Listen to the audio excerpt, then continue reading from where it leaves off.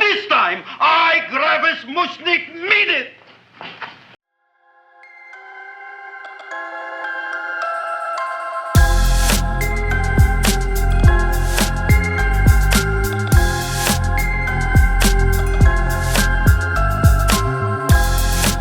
20 Weird Facts About Little Shop of Horrors, 1986, You Didn't Know. Ever wonder how a goofy musical about a talking plant became one of the darkest Hollywood nightmares behind the scenes? A movie that looks colorful, funny, and harmless, but nearly destroyed careers, traumatized test audiences, bankrupted a studio, and forced Hollywood to erase its original ending forever. This is not just a musical. This is a cautionary tale. This is the story of a plant that ate Hollywood alive. Here are 20 weird, disturbing, and unbelievable facts about Little Shop of Horrors, and stick around till the end because the final fact explains why the original ending is still considered one of the most terrifying endings ever filmed. Let's dive in. 1. The original ending was so dark, it traumatized test audiences. Most people think Little Shop of Horrors ends happily. Seymour survives, Audrey lives, the plant is defeated, cue music, roll credits. That ending was never supposed to exist. Director Frank Oz filmed an ending that was brutally nihilistic. In the original cut, the plant wins. The plant kills Seymour, it kills Audrey, it destroys the city, then the world. Buildings collapse, military jets attack, plants rise from the rubble and eat humanity alive. It was staged like a musical apocalypse. Test audiences were horrified. People didn't laugh, they didn't clap. Some walked out in silence. Others reportedly said the ending made them feel betrayed. Warner Bros. Panicked. They had spent millions on what was supposed to be a family-friendly musical comedy, not a horror film.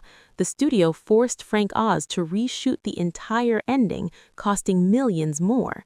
Today, the original ending exists, but only as a legendary what-if that proves this movie was never meant to be safe. 2. Audrey II was one of the most complex movie creatures ever built. Audrey II wasn't CGI, it wasn't animatronic in the modern sense. It was a biological nightmare made of mechanics, cables, and human suffering.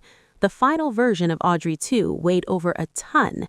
It required 60 puppeteers, multiple operators for lips, tongue, vines, and body movement, separate rigs for each stage of growth. Every time the plant opened its mouth, dozens of people moved in perfect synchronization. One mistake ruined an entire take. Even worse, the plant could only move very slowly. That meant actors had to perform in slow motion, mouth lyrics at half speed, then have the footage sped up later. This made singing scenes physically exhausting and mentally disorienting. Actors described it as acting underwater without water. Audrey II didn't just eat people in the story, it nearly consumed the production itself. 3. Rick Moranis wasn't supposed to be Seymour. When casting began, Rick Moranis was not a studio favorite.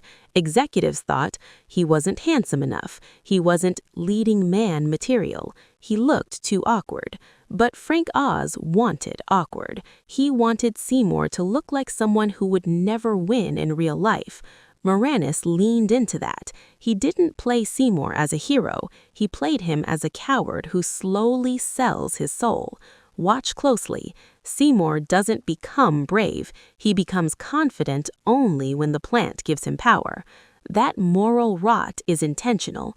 Moranis based Seymour's guilt on classic tragedy characters, men who make one bad decision and then keep justifying it.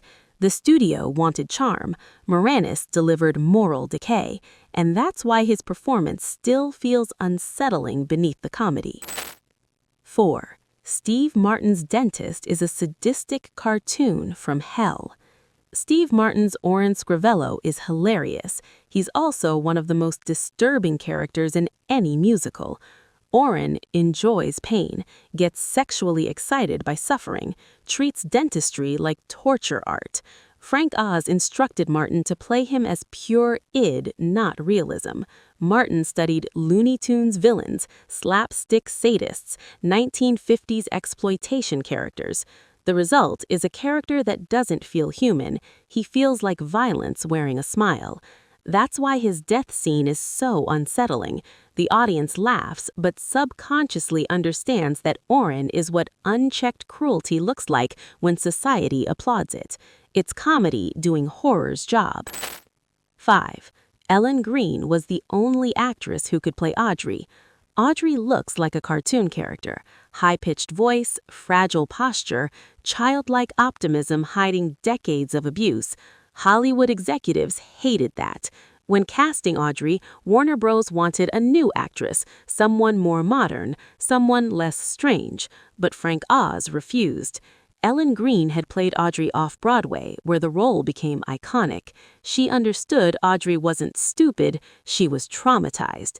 Greene based her voice on abused women she'd met, survivors who softened themselves to survive. Studio executives called the voice annoying. Oz called it honest. During filming, Greene struggled emotionally. Audrey's fantasies about dying somewhere that's green weren't cute, they were a cry for escape. Greene reportedly broke down after several takes, but that pain made Audrey real. Remove Ellen Greene, and the entire movie collapses emotionally. 6. The songs were rewritten again and again under studio fear. The music feels effortless. It wasn't. Composer Malcolm Menken and lyricist Howard Ashman rewrote songs constantly, not because they wanted to, but because the studio panicked. Executives worried songs were too dark, lyrics were too sexual, the plant was too threatening. Feed Me was almost cut entirely. Why? Because executives felt the song made evil sound fun. Ashman fought back, arguing the song had to seduce Seymour or the story didn't work. Every rewrite softened the tone until Ashman quietly restored the original menace. That tug of war explains why the movie feels cheerful on the surface but deeply disturbing underneath. It's compromise hiding horror. 7. The film nearly bankrupted Warner Bros. Musical division. Musicals were already risky in the 1980s. Little Shop of Horrors became a financial nightmare before release. Why? Because Audrey II cost millions. Each new plant size required a new puppet, new mechanics, new choreography, new shooting schedules. Reshooting the ending alone cost over $5 million. Executives openly discussed canceling the film mid-production. Frank Oz later said, "If this movie failed, it would have been the end of studio musicals for years." That fear affected everything: marketing, editing, even the poster design. When the film finally released and succeeded, Warner Bros. Breathed again, but internally it was remembered as the movie that almost killed the genre. 8. Seymour is not a hero. He's a coward who gets rewarded. Most people misread Seymour. He's not brave, he's not noble, he's not even kind when it matters. Seymour lets people die, lies repeatedly, chooses success over morality. The movie doesn't punish him. The studio ending forgives him. But Frank Oz never intended Seymour to be admirable. In the original ending, Seymour dies screaming. Why? Because Little Shop of Horrors is a morality tale. Evil doesn't come from monsters. It comes from people who say, just once. That theme survived, barely. If you feel uneasy rooting for Seymour, that's intentional. You're not supposed to feel comfortable. 9. Audrey II's voice was designed to sound seductive and dangerous. Audrey II doesn't roar, it croons. Voice actor Levi Stubbs was chosen for one reason. His voice sounded smooth enough to make evil attractive. Frank Oz instructed him, never sound angry, never sound monstrous, always sound confident. Audrey II isn't forceful, he persuades. That's what makes him terrifying. The plant never lies outright. He simply encourages Seymour's worst instincts. Audiences laugh while subconsciously recognizing manipulation. Audrey II isn't a villain, he's temptation with rhythm. 10. Howard Ashman was dying while writing the film's darkest songs. While Little Shop of Horrors was being rewritten, revised, and softened by the studio, lyricist Howard Ashman was quietly facing his own apocalypse. Ashman had been diagnosed with AIDS. At the time, the disease was still poorly understood, stigmatized, and almost always fatal. Ashman knew he was dying. Suddenly, the story of a man feeding himself piece by piece to survive became horrifyingly personal. Songs like Somewhere That's Green, Supper Time, Mean Green Mother from Outer Space took on a new emotional weight. Ashman later admitted that Audrey II represented consumption, the way success, desire, and survival can devour you completely. He didn't write comedy anymore. He wrote legacy. That knowledge reframes the entire film. What sounds playful is actually a farewell. 11. The film is loaded with hidden sexual symbolism on purpose. 11. The film is loaded with hidden sexual symbolism on purpose. Audrey II is not subtle. The plant has lips, has a tongue, moans when fed, grows larger when satisfied. This wasn't accidental. Ashman openly stated that Little Shop of Horrors was a sexual parable. Seymour's relationship with Audrey II mirrors addiction, abusive relationships, exploitative power dynamics. The more Seymour feeds the plant, the more confident, famous, and desired he becomes. But the cost? Blood, lies, bodies. Audrey II is desire that punishes restraint and rewards surrender. That's why the plant sings. That's why it flirts. That's why it praises Seymour only when he obeys. Underneath the jokes is a very adult warning. If something gives you everything you want too easily, it plans to take everything later. 12. The Skid Row set was designed to feel like a trap. Skid Row isn't just a location, it's a psychological cage. Production designers built the street as a closed loop. No visible exits, no sense of escape. Buildings lean inward, alleyways narrow unnaturally.